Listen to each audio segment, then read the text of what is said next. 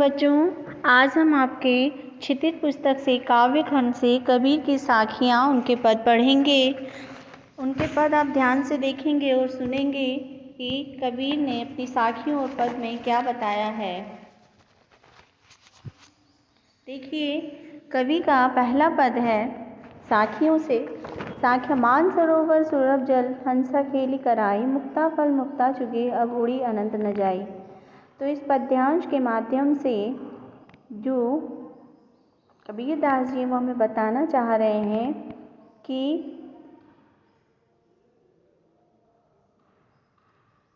यहाँ पर मानसरोवर रूपी सरोवर में जिस प्रकार हमारी आत्मा में परमात्मा है, हमारे हृदय में परमात्मा है, उसी प्रकार हमारा जो मन है वो स्वच्छंद होकर घूमता फिरता है, तो हमारी आत्मा में वो विराजमान होकर खेलता है। जैसे जो जीव है सुषुम्ना मार्ग से पहुंचकर शून्य शिखर पर स्थित अमृत से लबालब भरे हुए कुंड में क्रीड़ा कर रहा है और आनंद रूपी मोती को स्वच्छंद रूप में छूटकर जी भर चुका है। इस आनंद को छोड़कर वह आने दूसरी जगह नहीं जाना चाहता।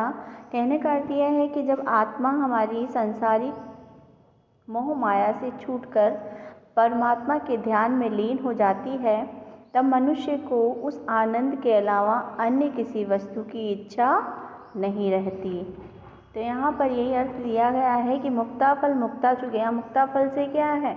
जो आनंद की प्राप्ति मोती रूप में हमें हो जाती है, खुशी के रूप में, यानी जो हमारी खुशी वह मोती रूप में हमें प्राप्त हो जाती है, तो फिर हम दूसरी जगह या दूसरी वस्तुओं की इच्छा हमारे अंदर नहीं रह जाती। आगे है प्रेमी ढूंढत में फिरो प्रेमी मिले न कोय, प्रेमी को प्रेमी मिले सब विष अमृत होए। ये कबीरदास जी इसमें कहते हैं कि मैं इस जगत में, संसार में प्रेमी की तलाश में निकला हूँ, किंतु मुझे कोई सच्चा प्रेमी या प्रेम करने वाला नहीं मिला है। प्रेमी को प्रेमी मिले सब विष अमृत होए। तो कबीरदास जी को यहाँ पर यह है कि उन्हें पूरा विश्वास है जब प्रेम करने वाले को उसका प्रेमी हो मिल जाएगा या उन दोनों का मिलन हो जाएगा, तो जो मन में जितनी भी द्वेष भावनाएं है, नफरत की भावना है, वो सब अमृत में, जिस प्रकार विष अमृत में बदल जाएगा, उसी प्रकार हमारी जो मन की ईर्ष्या द्वेष भावना है वो प्रेम में परिवर्तित हो जाएगी। अगला देखिए, हस्ती चढ़ी ज्ञान को सहजा दुलीचा डार, स्वान रूप संसार है भूकंदे झकमार। यहाँ कबीरदास जी कहना चाहते हैं कि हे मनुष्य, तुम ज्ञान के हाथी पर चढ़ना, लेकिन सहज दुलीचा डालकर, यानी साधारण तरीके से रहना। अगर तुम्हारे अंदर ज्ञान है तो तुम साधारण तरीके से रहना, क्योंकि यह संसार कुत्ते की समान है जो अवसर पाकर अनायास या अचानक ही तुम पर भोंकता है। तो कबीरदास जी यह कहना चाहते हैं कि यदि किसी को ज्ञान है अथवा वह ज्ञान प्राप्त करना चाहता है, तो उसको अहंकार का त्याग करना चाहिए, और अहंकार का त्याग करने से ही उसके सहज ज्ञान की प्राप्ति होगी।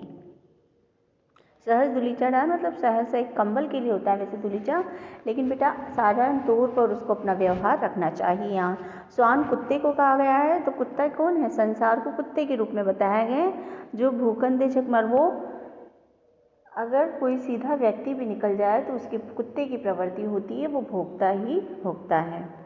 आगे देखो, पका पकी के कारणे सब जग रहा भुलान, निरपक होय के हरि भजे सोई संजनान। कबीरदास जी इस पद में कहना चाहते हैं कि ये जो संसार है हमारा, वो पक्ष विपक्ष में पड़ के भ्रमित हो गया है, यानी अपना जो वास्तविक जीवन है उसका उस लक्ष्य से वो क्या हो गया है? भटक गया है।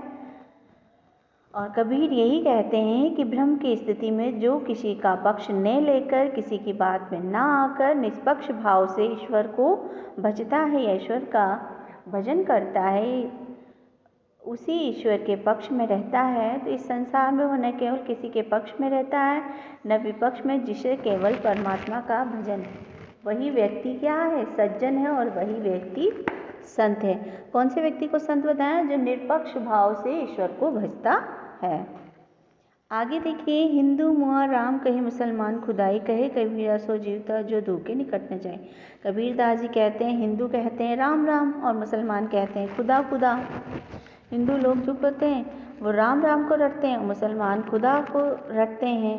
लेकिन कबीर जी कहते हैं वास्तव में वही व्यक्ति जीवित रहता है या जीता है जो राम और खुदा के भेद में कभी भी नहीं पड़ता। मतलब कि क्या है, ईश्वर एक है और उनको एक ही समझकर वो भजता है, वही व्यक्ति जीवित रहता है। अगला देखिए, काबा फिरी काशी भया रामे भया रही मोट चून मैदा भया बैठा कबीरा जी। कबीरदास जी इसमें बताते हैं कि काबा गया और काशी होया। मतलब क्या होता है, काबा काशी क्या है, सब लोग तीर्थ धाम हो जाते हैं। मुस्लिम लोग काबा होया है और हिंदू लोग काशी होया है। राम है और न कोई राम हुआ और न कोई रहीम, यानी ना कोई राम बन सकता है न रहीम बन सकता है। कोई भगवान बन सकता है क्या, अगर वो घूम भी आया है तो यही कह रहे हैं कि वो सारे तीर्थ स्थान काबा और काशी के करिया हैं, किंतु न तो राम बन सके हैं और न रहीम ही बन पाए हैं। यानी कि यहाँ पर जातिवाद बताया गया है। तो यानी कि जो भेद होता है, मोट चून मैदा भया, यानी जो भेदों का मोटा आटा है अभेद स्वरूप को ग्रहण कर क्या होता है, मैदा बन जाएगा। यानी तू उस अभेद रूपी मैदे का ही भोजन कर ले और फालतू के चक्कर में मत पड़। इसको क्या होगा, कबीर यही कहना चाह रहा है कि मोट चून मैदा में मन का जो द्वेष भावना है वो अगर हम समाप्त करके ईश्वर को ही भजेंगे तो हमें मोटा चूना भी मैदे के समान ही लगेगा। अगला है, ऊंचे कुल का जन्मिया जे करनी उच्च न होई सुवर्ण कलश सुर भरा साधु निंदा सोई। कबीरदास जी कहते हैं कि यदि मनुष्य के कार्य ऊंचे नहीं हैं तो ऊंचे कुल में केवल जन्म लेने से ही वह श्रेष्ठ नहीं होता।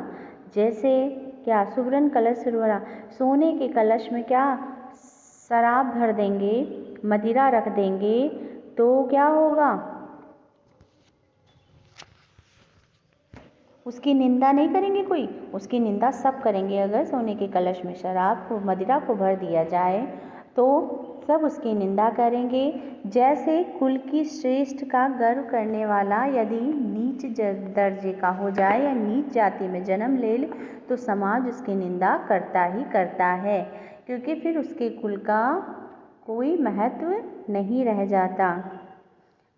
व्यक्ति किस चीज़ से गिना जाता है, वो अपने कर्मों से गिना जाता है। बच्चों, ये आपका पहला पाठ मैंने आज कबीरदास के दोहे रिपीट किया है। आप इसको पढ़ेंगे और समझेंगे।